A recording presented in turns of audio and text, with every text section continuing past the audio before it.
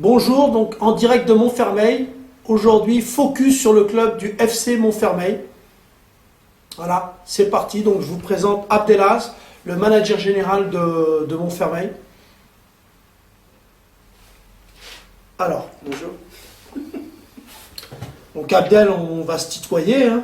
On a l'occasion de se croiser sur les terrains. Alors, je voudrais que tu nous parles, Abdel, premièrement de la dimension et de l'aspect social du club.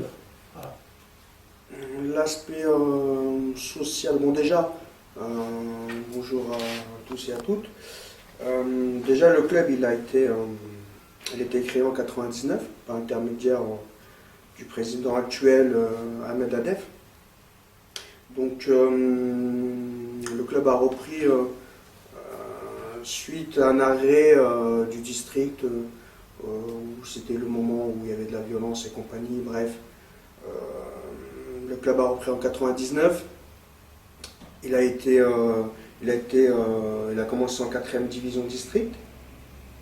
Et petit à petit, il a commencé à retrouver cet aspect qu'on n'avait pas avant, où les anciens sont revenus et ont voulu tout simplement que le club se restructure avec des nouveaux éducateurs, avec un nouveau projet. Et c'est vrai que le rôle social a été important, parce que dans un premier temps, on ne pensait pas qu'on allait avoir les résultats qu'on a aujourd'hui. On était parti sur le principe où c'était nos petits frères, et on voulait quelque chose de bien pour eux. Quelque chose aussi intéressant, c'est on a monté un sport-études avec le collège Jean Jaurès. Vous avez un partenariat avec le collège? On a un partenariat avec le collège et avec la ville de Montfermeil, donc on est à 3. Et ça, il date d'une dizaine d'années aussi. Donc c'est Guillaume Rabier, Laurence Ribocourt, bon Guillaume, qui est plus là, qui a été muté à Bordeaux, mais Laurence est toujours là. Par ses compétences et par aussi l'importance qu'avait le club avec le collège, parce qu'on touchait les mêmes gamins. On s'est ouvert à ça et ça nous a permis aussi de grandir et aussi d'avoir un meilleur suivi footballistique et aussi scolaire. Parce qu'aussi à un moment donné, on sait très bien que chaque gamin ne sera pas professionnel et le rôle social qu'on veut donner à ses enfants, c'est aussi qu'ils suivent correctement leur parcours scolaire. Donc oui, on peut dire que c'est social. Et aujourd'hui encore, alors que toutes les équipes sont en DH, il y a toujours ce partenariat qui est en cours et qui est d'actualité. D'accord.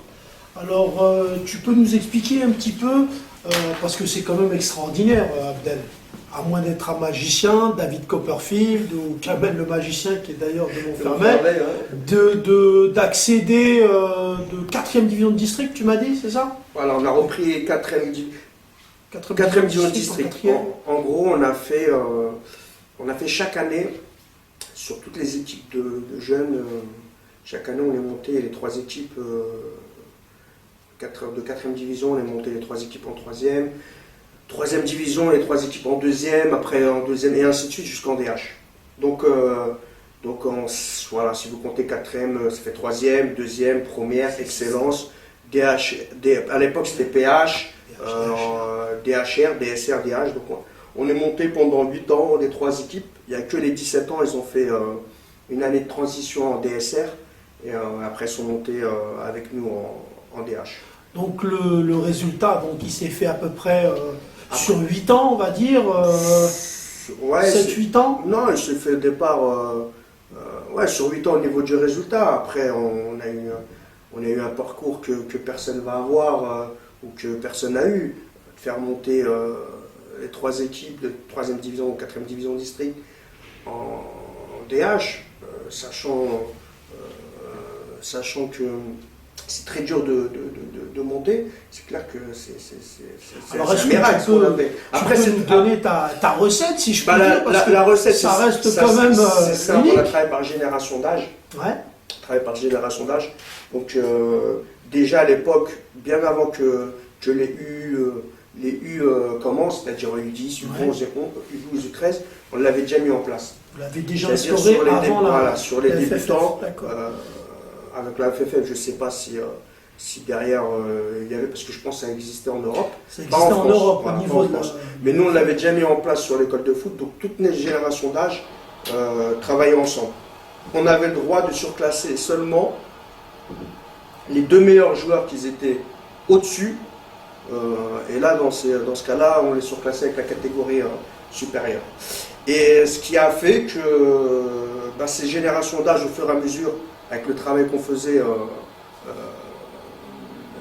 monter ensemble, donc avaient, entre guillemets, la notion de jouer ensemble, et ça nous a permis de travailler sur, pas une catégorie, sur 8 catégories. Parce que les gamins, c'était débutants, poussins, après Benjamin, après moins de 13. Quand moins de 13, ils gagnaient, ils passaient en moins de 15. Celles qui étaient en dessous, ils ont travaillé pendant 4 ans, 5 ans ensemble. Donc à un moment donné, au fur et à mesure des années, on n'avait jamais de trou. Et ça nous a permis de monter toutes les catégories. C'est pour ça que ça nous a fait monter toutes les catégories. Après, quand on est arrivé en Ligue, on a été... je pense qu'on a été intelligent, c'est qu'on a fait du recrutement ciblé. C'est-à-dire du recrutement ciblé, c'est-à-dire nous à Montfermeil, même aujourd'hui en DH, on ne fait pas de détection. Il n'y a aucune détection sur le club de Montfermeil. Alors explique-nous un petit peu parce que je suppose que pour arriver à ce niveau, si on a bien compris, donc déjà ça passait par une grosse restructuration au niveau des éducateurs, au niveau des contenus de travail, au niveau de la politique, tu as instauré un travail générationnel, au niveau du recrutement, comment tu as opéré? Comment tu vas récupérer tes gamins en U15, U17, U19? Au départ, c'était chaque éducateur honnêtement qui prenait sa voiture et allait chercher les joueurs. Après on était intelligent aussi avec le président, on a mis un minibus à disposition et un chauffeur à disposition pour tous les joueurs qu'on allait chercher dans les secteurs voisins, c'est-à-dire Neuilly-sur-Marne, Gagny, on avait Sevran, on avait à l'époque Vimont, on avait Sevran, on avait aussi, si je ne me trompe pas, non, on n'avait pas emmené. Voilà, on avait en gros toutes les villes voisines. Donc comme c'était du recrutement ciblé, on savait qui prendre. D'accord. Donc, et on mettait à disposition pour la famille, parce que c'est pas facile que le gamin il vienne jusqu'à Montfermeil et qu'il rentre le soir tout seul. Donc on mettait à disposition une navette pour aller chercher les joueurs et les redéposer le soir après les entraînements. Donc ça les a permis de recruter d'autres joueurs, parce qu'après à un moment donné, quand on est arrivé en ligue sur la DHR, DSR, on avait des gamins qui commençaient à intégrer les centres, donc on avait des trous. Donc c'est à ce moment-là qu'on a fait du recrutement ciblé et ça nous a permis de boucher ces trous-là. Et derrière, ça ne nous a pas pénalisé au niveau de notre progression et pour essayer d'atteindre la DH. Donc voilà au niveau du recrutement comment on fonctionne. Après, c'est clair que le travail il est fait aussi d'éducateurs. C'est-à-dire l'éducateur, il y a un projet, il y a beaucoup de...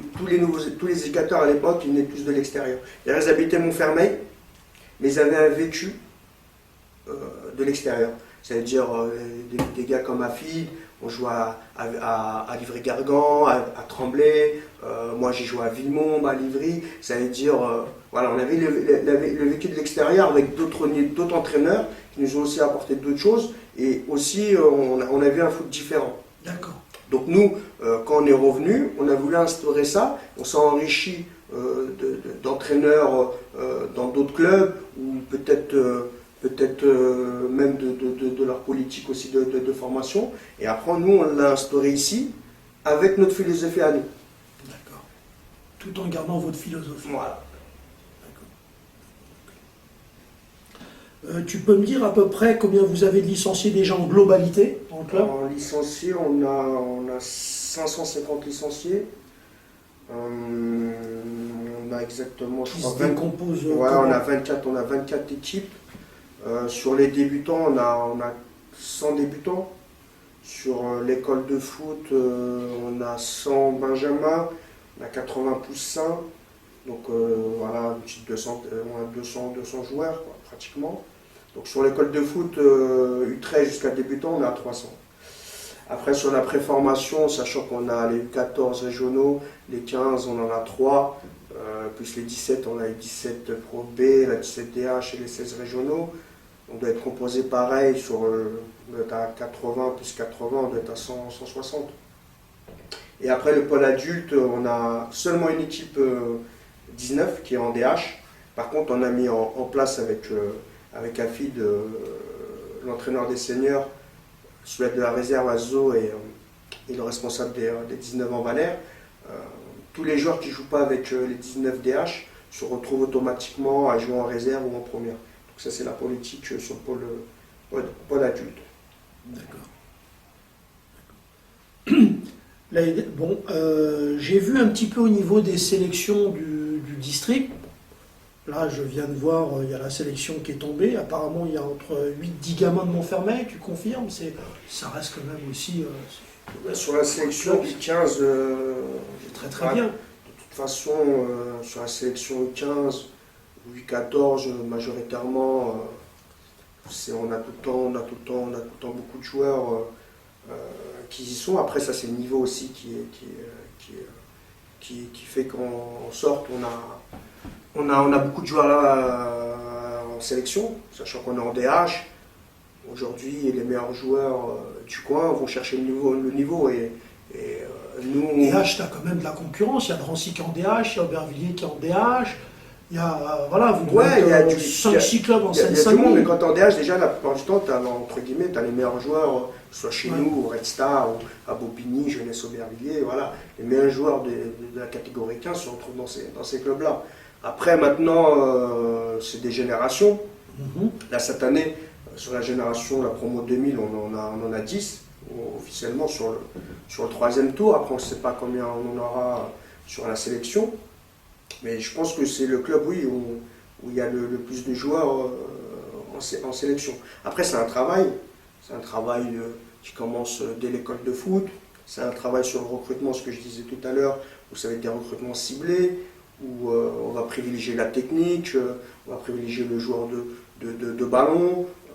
Il y a beaucoup de clubs, ils vont miser sur le gabarit, sur l'aspect physique, parce qu'ils sont en DH, ils sont dans le résultat immédiat. Nous, non. On va privilégier le joueur de foot qui a un bon profil, qui va au fur et à mesure des années grandir et apporter peut-être dans nos catégories 17 et catégories 19. Donc on n'est pas sur le résultat immédiat. Donc on ne se dit pas, oui, il faut prendre du grand pour se maintenir en DH. Après, le gamin, le pauvre, il se retrouve en 17, en 19 chez nous, en DH, il n'arrive plus à jouer. Donc, nous, vous êtes sur une politique, de long terme et la preuve, même en 17 ans, en 19 ans, on a des gamins qui signent en centre de formation parce que sur le tard, ils vont grandir morphologiquement, ils vont se muscler. Donc comme ça a été des joueurs de ballon, ça ne se perd pas. Donc on va les retrouver en 17, en 19 ans, assez forts et après intégrer un centre. Bon, je suppose que tu as des joueurs qui qui intègrent des centres de formation chaque année. Est-ce que tu peux nous donner une moyenne ou bien, même si je pense que bon, c'est pas évident, mais... Une moyenne. La première signature, elle s'est faite il y a 6 ans, 6-7 ans, avec Pandore Dominique à Monaco. Et, depuis, c'est-à-dire 7 ans, il y a 41 joueurs qui ont signé. Donc c'est une moyenne de 6 par an, ce qui est très bien pour un club comme nous, d'où on vient, de faire sortir ces joueurs qui intègrent un centre. C'est vraiment intéressant. L'année dernière, il y en a, donc au mois de août dernier, il y en a 5 qui sont rentrés en centre. Donc là aujourd'hui, on a déjà On a déjà 4 qui sont actuellement dans nos équipes U14, U15 qui ont déjà signé. Alors qu'on est déjà, on a 5, excusez-moi, alors qu'on est qu'au mois d'octobre. Ouais, c'est intéressant. Après, c'est le travail de tous les éducateurs. Hein. Ce que je dis, c'est pas le travail du manager. Peut-être le manager va donner sa philosophie, il va donner sa politique de formation. Mais après, c'est tous les éducateurs qui sont sur le terrain, tous les dirigeants, tous les bénévoles qui font en sorte que le travail il est bien fait. Alors dis-moi un petit peu, parle-moi de tes éducateurs, parle-moi de ton équipe, Abdel. Sur quels critères tu les choisis? Comment Le critère, voilà, c'est déjà les compétences. Bien sûr, les compétences, le vécu de l'éducateur aussi. Après, les gens pensent qu'on est fermé à Montfermeil. On est beaucoup, oui, que les gens de Montfermeil. Non, on fait autrement. Voilà, aujourd'hui, l'entraîneur des 19 ans, Valère, il n'est pas de Montfermeil. Et en 3 ans, il a fait 16e de finale de la Cambar. Il a gagné la Coupe de Paris. Donc voilà, les résultats ils sont pour lui. Sur les U16, c'est Fabio, c'est quelqu'un de bon dit. Donc le critère, voilà, c'est les compétences, c'est l'investissement, c'est voilà, ses qualités, c'est aussi qu'il a la même philosophie que nous. Parce que c'est important, je le répète souvent, notre philosophie, elle est faite de jeu, voilà, de jeu en mouvement, de profils qui vont pas cesser de progresser. Et si on n'a pas les entraîneurs qui font jouer ce type de joueurs, c'est clair que c'est pas facile. Et cette philosophie de jeu dont tu nous parles, tu essayes de leur inculquer à partir de quand, tes joueurs? À partir de U10.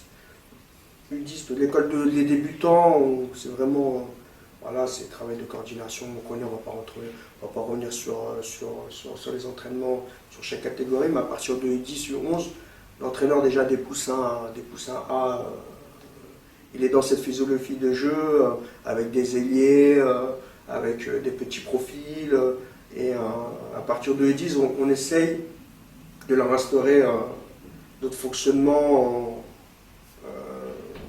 comment on travaille, comment on voit le foot, quoi, à partir de U10. D'accord.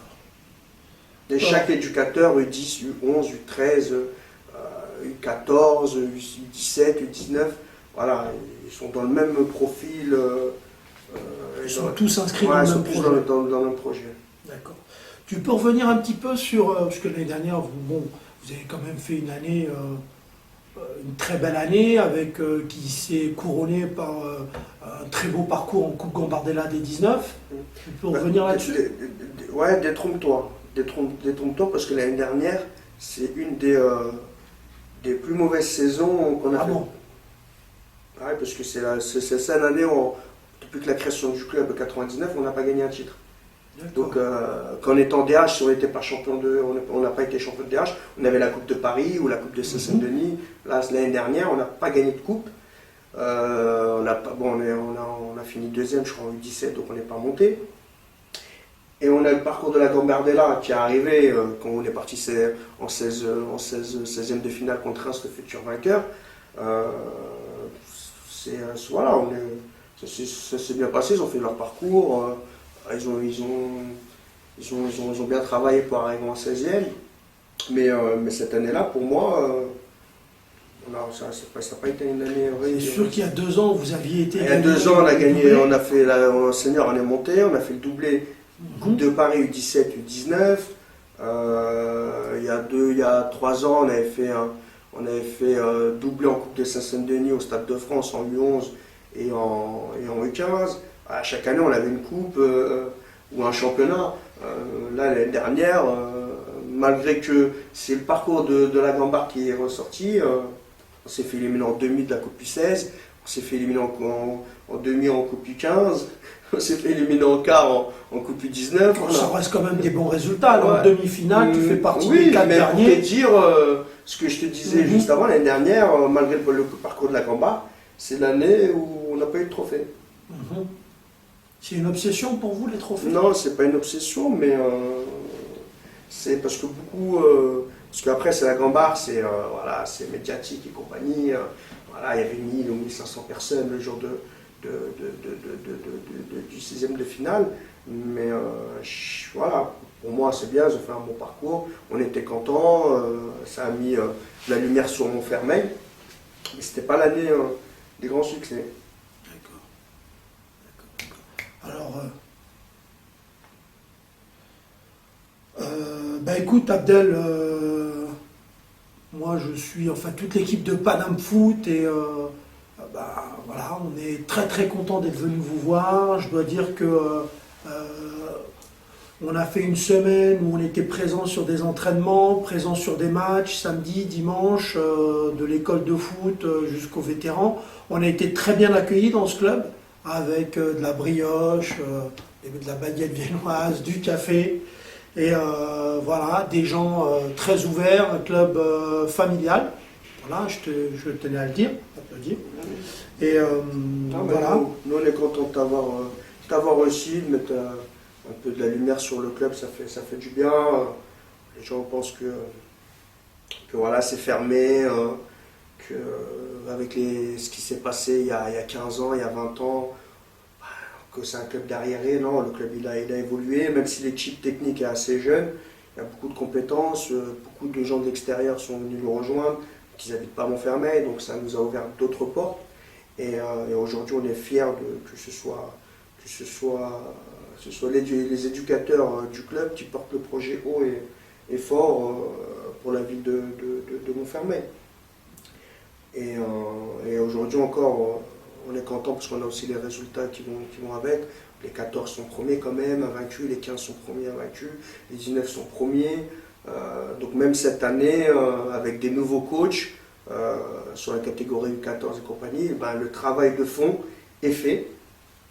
Et on est écoute Abdel, je te remercie beaucoup d'avoir accueilli toute l'équipe Paname Foot. Et puis voilà. C'était un plaisir et j'espère que le site va marcher. C'est des bonnes choses, j'ai été dessus, ça donne l'actualité sur le foot Île-de-France amateur et ça, il n'y en a pas beaucoup qui mettent la lumière dessus. Donc je te souhaite bonne chance pour ton site et surtout merci d'avoir éclairé un peu le club du FC Montfermeil, ça fait plaisir. Merci.